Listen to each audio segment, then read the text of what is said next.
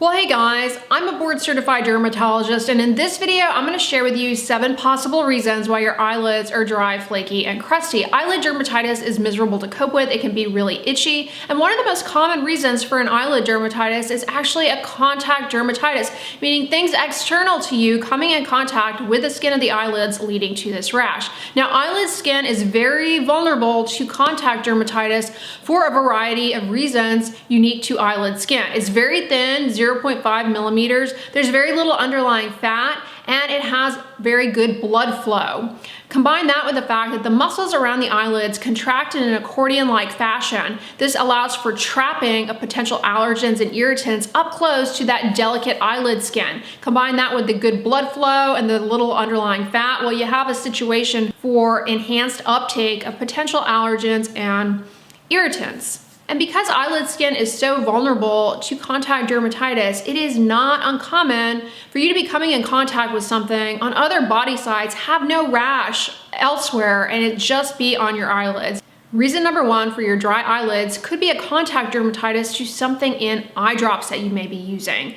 Whether it be over-the-counter eye drops like those for redness or a prescription antibiotic eye drop, you can develop a contact dermatitis to an ingredient in those. And probably one of the most common ingredients to cause this type of problem is something called benzalkonium chloride. It's a preservative that is frequently found in eye drops. You can also develop an allergy to antibiotics in eye drops. Commonly, that's going to be neomycin, gentamicin, as well as bacitracin. This can be a little bit tricky to identify because honestly, these eye drops, they probably give you some symptomatic relief because they're moisturizing, they're lubricating, and the allergy takes a little bit of time to manifest in the form of dryness and irritation. So you put the eye drops in for relief, maybe it feels temporarily a little bit better, and then boom, a little while later you have this miserable rash that keeps getting worse. You keep reaching for those eye drops, it is a vicious cycle.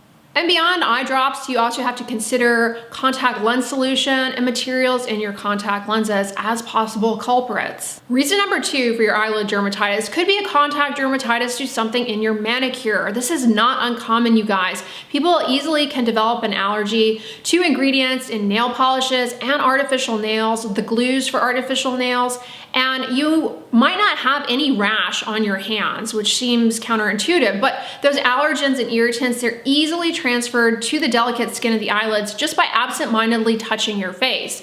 Acrylates are plastic materials that are found in artificial nails and nail glues that are pretty sensitizing. Then you have to consider the resins in nail polishes. Tosylamide formaldehyde resin is probably one of the most common allergens in manicures, in nail polishes. This resin is found in high concentrations in your base coats because it allows for better adherence of subsequent layers. Plasticizers like camphor and dibutyl phthalate are found in top coats that lead to a glossy appearance. Within the nail polish, you have solvents like ethylene acetate and toluene that likewise are common allergens. Not to mention the colorants D and C red you can become allergic to, and these pearlizing compounds that kind of give a pearlescent look. And nail polish removers likewise can be a common cause of irritant contact dermatitis. It can easily be transferred to the eyelid skin. These include acetone, alcohol. Reason number 3 is a pretty broad category, but it's gonna be your cosmetics, whether that be makeup or skincare products. Yes, eye creams contain often many different potential allergens and or irritants that can lead to contact dermatitis. Within cosmetics, you may find an ingredient called cocamidol propylbutane. It is a mild surfactant. It's found in tear-free shampoos, but oddly enough, despite that, can be a common cause of eyelid dermatitis if you develop an allergy to it. Not only is it found in shampoos, but it's also in eye makeup removers. When we're talking about eye cosmetics, don't just look to your eyeshadows, your mascaras. Think about your brushes. You can become allergic to those as well. Ingredients in the brushes, the applicators, the sponges can be a source of contact dermatitis. Reason number 4 for your eyelid dermatitis is metals. Now, this can happen from allergies to costume jewelry like rings and things that you then end up touching your face, getting onto the eyelid skin, or it can be found in makeup and eye creams, skincare products that can be transferred to the eyelid skin. Common metals that people are allergic to are nickel, chrome, and gold. Gold is actually one of the most common causes of eyelid dermatitis. In fact, in one series, it was identified as the most common cause of contact dermatitis on the eyelids. And gold, it was having a moment there for a while. You were seeing all of those gold sheet masks, gold creams. I mean, they give things kind of sheen, shimmer, but they are a common cause of contact dermatitis, especially gold. As I said, gold was the most common contact allergen for an eyelid dermatitis. And they're kind of, you know, a 2-for-1 as far as insult to the skin. Not only is it common to be allergic to them, but they're abrasive. And so they enhance penetration of other irritating things. And therefore they can really be a culprit, especially to the delicate skin of the eyelids. And it may not even be things that you are putting directly on your eyelids. Remember that. It can be things like serums that you put on your face that get transferred to the eyelid skin directly, or, you know, from your hands. So don't just look to the eye care products per se. It can be any product. But these metals obviously are not just in skincare and makeup. They're in a ton of stuff that comes in contact with the eyes. Eyelash curlers come to mind. Metal eyelash curlers frequently have nickel in them, and that is an often culprit in eyelid dermatitis. I mentioned costume jewelry, including really good quality gold jewelry. I mean, if you're allergic to gold, it can lead to an eyelid dermatitis for sure. Using a metal nail file, if you have allergies to those, it can end up causing rashes to your eyelids. You see how subtle these things are? It's difficult to make these associations if you are not really sleuthing around and considering all possibilities. But yeah, that has been known to occur. People develop allergies to metals, very sensitive around the eyes, file in their nails, touch their eyes, and boom, rash. And don't forget your eyewear. Glasses that have metal frames could be a potential reason as well. Reason number 5 is an allergy to hair dye, specifically an ingredient called paraphenylenediamine that is found in hair dyes. Not only can it lead to an eyelid dermatitis, but occupationally speaking, it is a common reason for hairdressers to develop a hand dermatitis because they're, you know, handling it.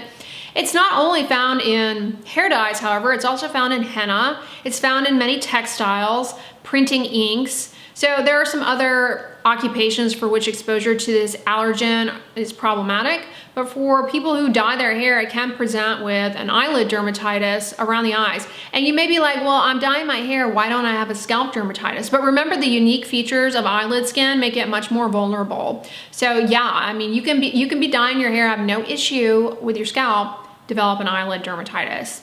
And paraphenylenediamine, you wouldn't think this, but it's also in black rubber. So think about things that may be coming near your eyes that have black rubber in them. Speaking of black rubber, reason number 6 for a possible eyelid dermatitis is you have developed an allergy to something in goggles that you may be wearing.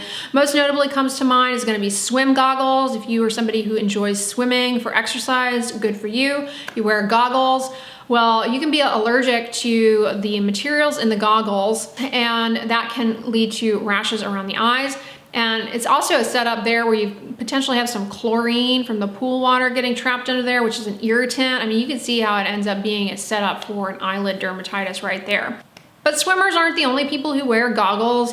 You have goggles in other types of sports. Dibutylthiourea is a common culprit allergen in goggles, swim goggles, or any goggle that you may be using for sport. If you think that you have developed this problem, I suggest switching to goggles made of silicone. And reason number 7, see if you can guess. Pause this video right here and comment below if you can guess what the 7th possible contact allergen is leading to your eyelid dermatitis.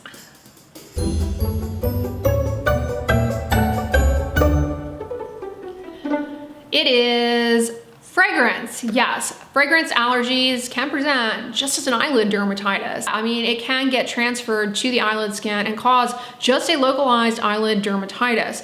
And fragrance, you know, you'll probably hear people mention and point out, well, fragrance is kind of this nebulous category because a lot of things fall under the umbrella of fragrance. Even things that aren't, you know, necessarily called out as fragrance, they cross-react with different allergens in fragrance.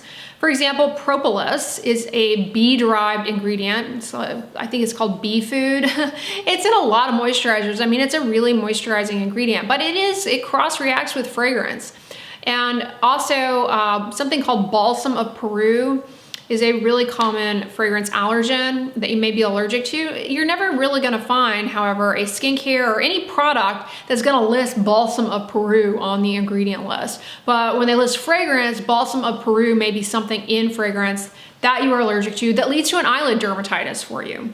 And hydroperoxides of linalool, now this is a component of fragrance, kind of gives lavender its aroma, and that is likewise a common reason for allergic contact dermatitis. And you'll see, a lot of people say, well, I only use natural fragrance, but lavender is a very natural, and the linalool is a culprit in contact dermatitis. All right, so how the heck do you know if you are allergic to these things, if they are what is causing your rash? The way to know is to see a board certified dermatologist who does patch testing. I mean, that is the way to determine what, if anything, you are reacting to, you are allergic to, and what is causing your eyelid rash. Now, the way that is done is we put these patches on your back, and they have different wells in them with different potential allergens to figure out what you are reacting to. Now, I realize not everybody can see a board certified dermatologist, and frankly, not all offer patch testing.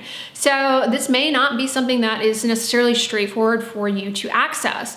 In which case, if you are really suffering with an eyelid dermatitis, see if you can't see a board certified dermatologist, even if they don't do this, because maybe they can help you navigate your personal care products to come up with the culprit that is affecting you. But hopefully this video, and just knowing some common sources of allergens has opened your eyes quite literally to potential things that could be causing the problem. So rather than chasing different products in an effort to correct the problem, it may be something as simple as saying, hey, I didn't realize it could be my swim goggles, and switching out to silicone. Or hey, I didn't realize it could be the costume jewelry that I'm wearing, and you stop wearing it and it goes away. Or hey, I didn't realize that it could be the eye drops I'm using. In addition to straight up avoiding any potential allergens, if you are coping with this, I suggest, you don't necessarily need to run out and buy any products, because who knows, you could be allergic to anything in any potential product. And instead, I would suggest, trying to avoid these common things, but a relatively safe alternative is to use plain petrolatum to the skin of the eyelids.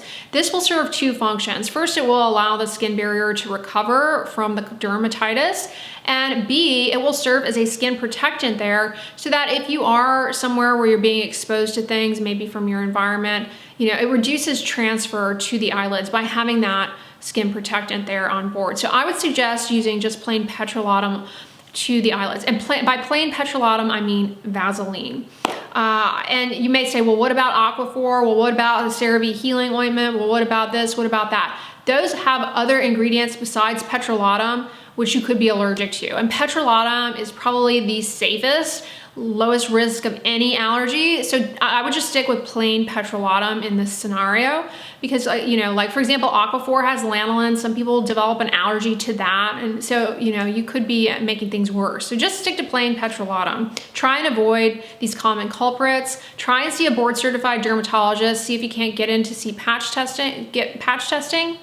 The other thing you can do for symptomatic relief is cool compresses. This can definitely be very comforting, just as for symptomatic relief. Now, if you are able to see a dermatologist, what could we prescribe to help you get some relief sooner? Something called Protopic, which is a calcineurin inhibitor that is safe to use around the eyes. It's basically a type of anti-inflammatory that calms down the inflammation there so the skin can heal. Topical steroids are typically avoided because they have risks, side effects when used to the delicate skin of the eyes. So we try and avoid those, and or maybe short courses of them, but they do have potential risks to your eyes. So we don't really use them there. Instead, we use Protopic, which unfortunately here in the States as a prescription, it is not, it can be challenging sometimes to get insurance to cover it, and it can be a very costly medication. All right, you guys, so those are the 7 possible reasons for your eyelid dermatitis. It is by no means an exhaustive list, but hopefully just knowing some of these things that you may not have considered and understanding the nature of eyelid skin in comparison to the skin of the rest of the body will help you help you navigate potential causes of your eyelid dermatitis, at least in the meantime before you are able to see a dermatologist who can help you out. On the end slate, I'm gonna put my recent video on dry wrinkles around the eyelids, so check that video out if you missed it. But if you like this, give it a thumbs up, share it with your friends, and as always, don't forget, sunscreen and subscribe. I'll talk to you guys tomorrow. Bye.